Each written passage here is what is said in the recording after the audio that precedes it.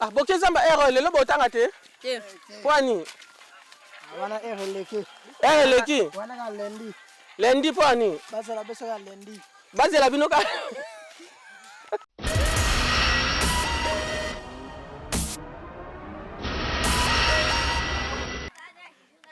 Pana berge pana sete berge logo tafe.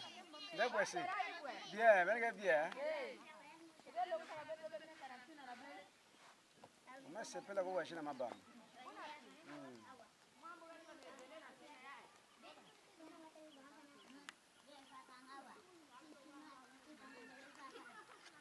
Bonjour, bonsoir na balandi ya Musakoli Shako TV, la chaîne non alignée. Bandeko lelo toza na kati ya zamba, tozo kota na zamba pe toyeba nde nini. Bandeko na biso bazela na ba village balaya baliaka nde nini. Biloko biso tozwaka na Kinshasa tomonaka nde nini, ewutaka nde nini. Basalaka nde nini pe bazwa ngo. Nazana ndeko na nga za mopanzi na nga nazobenga pe toluka tosola mwa muke pusana ndeko. Bonjour ya. Bonjour ya. Awa wuti wapi?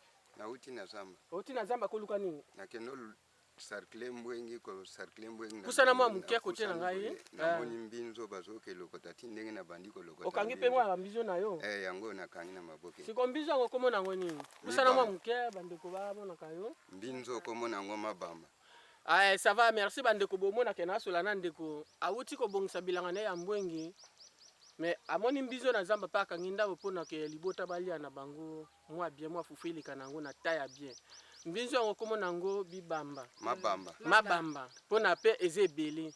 Bandeko bavanda na Kinshasa ko se nini okopesa bango pona kokota zamba boye. Bon, conseil na koki opesa bandeko bazana Kinshasa pona ndenge akokota zamba boye. Biso na niveau intérieur